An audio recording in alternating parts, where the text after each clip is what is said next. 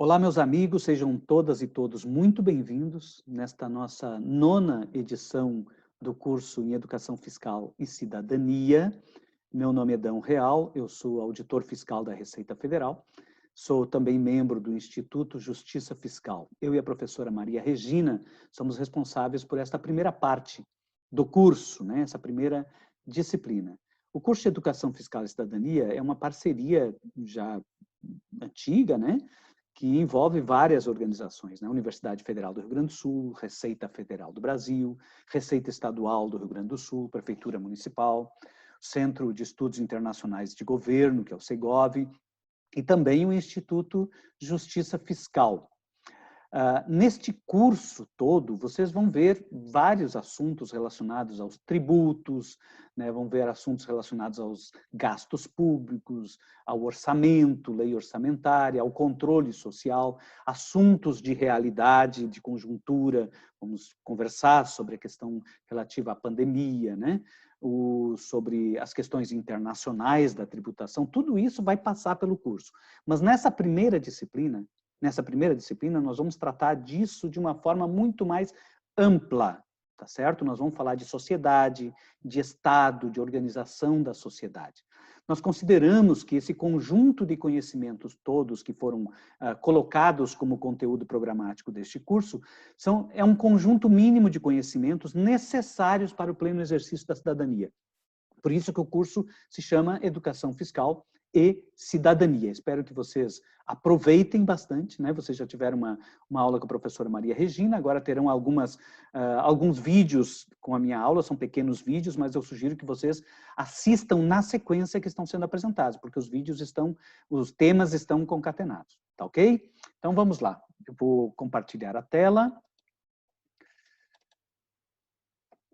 Está compartilhada.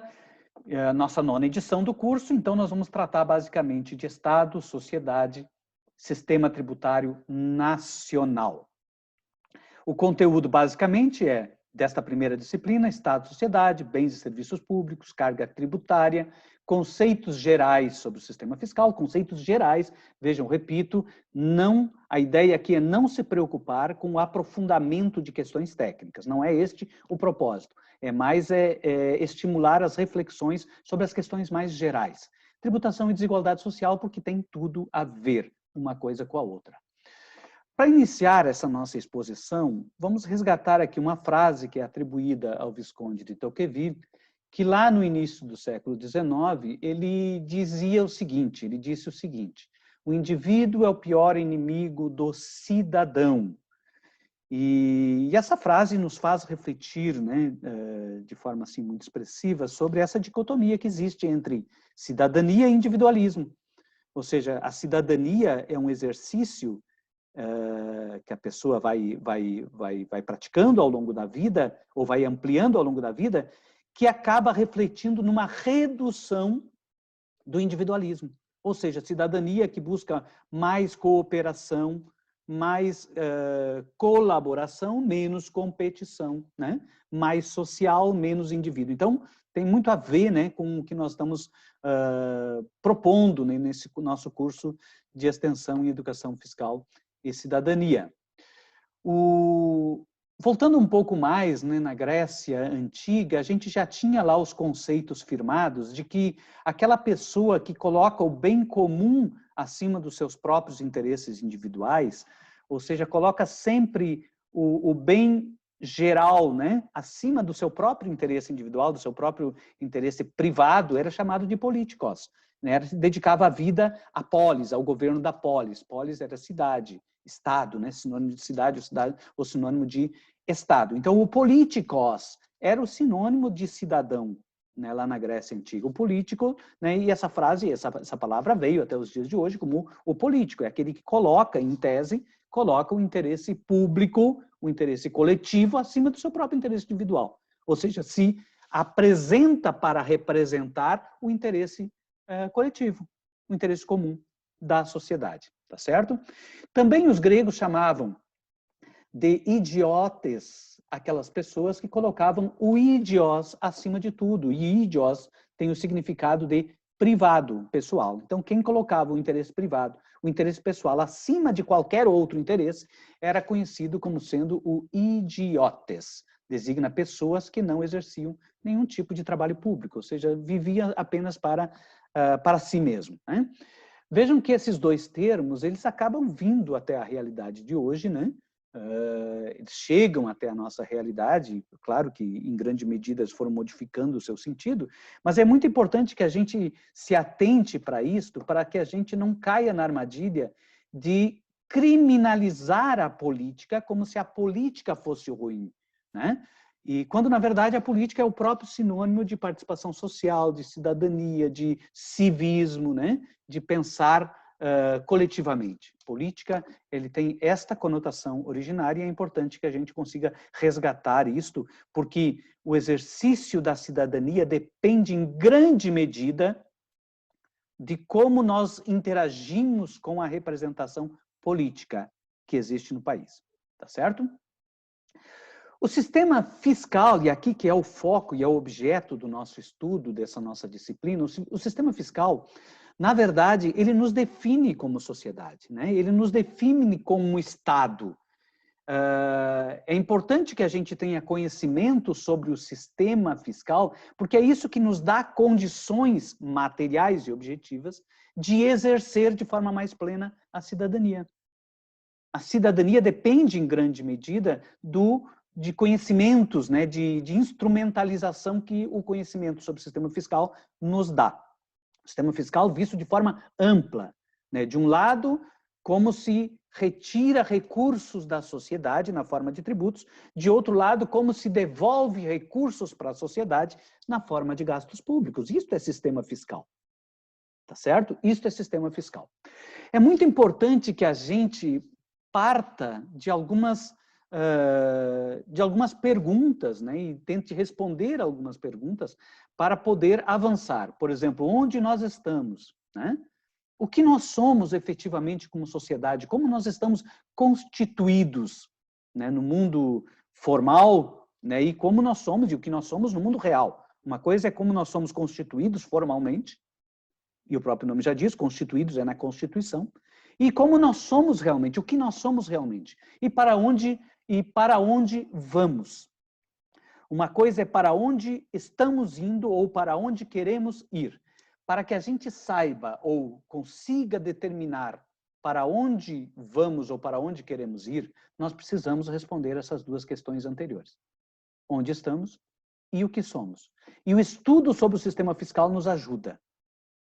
Estudar o sistema tributário, estudar o sistema de gastos públicos, das políticas sociais, nos ajuda a saber, né, onde nós estamos e o que somos efetivamente e para onde nós estamos indo para poder fazer um confronto com o para onde queremos ir. Sem responder essas questões, a gente pode estar simplesmente andando ao léu, né? Sem rumo.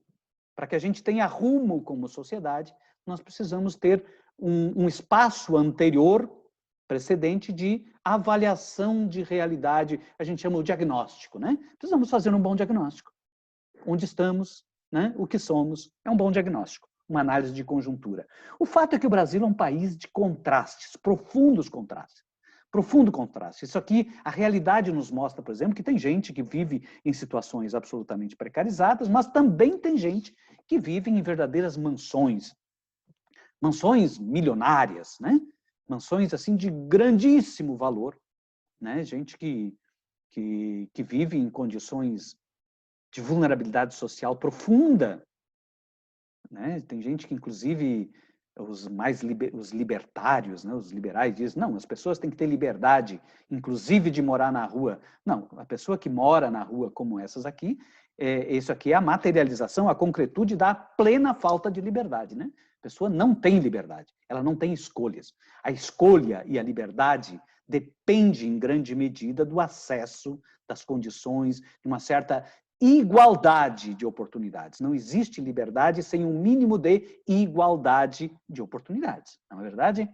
Tem gente aqui vivendo nas ruas, nas praças, como a gente está acostumado, né? E acaba, inclusive, banalizando e normalizando essa situação. Mas não é uma situação normal e nós vamos ver isso ao longo do nosso curso. Mas tem gente que é dona de uma ilha paradisíaca, vive praticamente ali uma ilha fechada, com heliporto, né? Com toda a segurança, e gente que passa a vida toda assim, curtindo a vida, né? Não precisa trabalhar um único dia sequer para sobreviver, como a maioria da população precisa, né? Então, quer dizer, este é um país de profundos contrastes.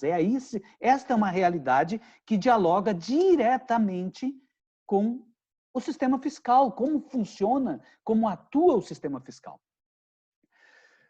Em plena pandemia, e aí salta aos olhos a realidade, porque na pandemia é uma situação anormal, é uma situação, um momento de exceção, né? Em plena pandemia, o Brasil ganha 11 novos bilionários. Tinha 44 bilionários, agora tem 65 bilionários. 11 novos bilionários, gente que ficou bilionária de março do ano passado até este ano. Como é que pode, né? A concentração de renda e riqueza sempre foi algo alarmante na sociedade brasileira. Mas num momento de crise econômica, com queda na atividade econômica, com aumento de desemprego, mais de 100 milhões de pessoas, na verdade, mais de 120 milhões de pessoas em situação de insegurança alimentar, aumenta o número de pessoas vivendo abaixo da linha da pobreza e abaixo da linha da extrema pobreza. Neste mesmo período, a fortuna dos bilionários cresce 40%, 39%. Então, isso é uma realidade que se escancara para nós, uma profunda desigualdade social que precisa ser tratada. Precisa ser tratada.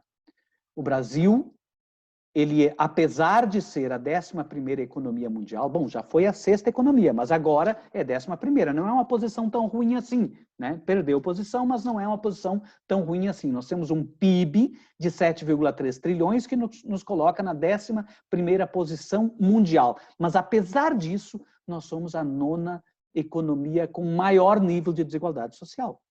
Este ano já está se estimando que sejamos a 7ª. Está aumentando a desigualdade social. E a desigualdade social aumenta quando aumenta a concentração de riqueza. Então, são faces da mesma moeda, né? A desigualdade aumenta, os pobres ficam mais pobres, quando os ricos ficam mais ricos, tá certo? Nós temos uma posição de IDH, de Índice de Desenvolvimento Humano, né, na 84ª posição, uma posição muito ruim, né? Quando a gente divide o PIB, né, a nossa riqueza total pela população, a gente vê que realmente nós não somos um país de população rica ainda, nós somos um país de população média, né? Estamos na 63ª posição mundial em PIB per capita, o quanto nós arrecadamos por pessoa, em termos de 11 mil dólares por pessoa. Não é algo ruim, mas não é algo que nos coloque entre as 10 economias mais pujantes, né, do mundo, não. O fato é que essa riqueza, os 7,3 trilhões de reais produzidos socialmente, produzidos por toda a sociedade todos os dias, é muito, muito, muito, muito mal distribuído, tá certo? Muito, muito mal distribuído. E aqui, para encerrar, então, essa nossa primeira aula, eu trouxe aqui essa figura que é muito interessante, que é uma figura que mostra que igualdade não é sinônimo de justiça. Justiça, o sinônimo de justiça é equidade. E a equidade, ela estabelece que o tratamento igual não coloca as pessoas em iguais condições, mas um tratamento diferenciado coloca as pessoas em iguais condições de oportunidade. Quem é que vai produzir esse tratamento diferenciado aqui? É o Estado, é a sociedade, é a estrutura que montamos para representar a sociedade. É dessa forma que, no exercício das políticas públicas, é que a gente vai materializar, ou deve materializar, condições, né, de acesso diferenciadas a determinadas parcelas da população, para que elas estejam em igual nível de oportunidades sociais, para, a partir daí, sim, construir uma sociedade mais justa, livre e solidária, tal qual nos manda a Constituição Federal em seu artigo 3º. Bom, esse foi o primeiro vídeo, espero que vocês tenham gostado, né? E agora nos acompanhem na sequência que vamos aprofundar um pouquinho mais estes assuntos. Muito obrigado, um abraço a todos.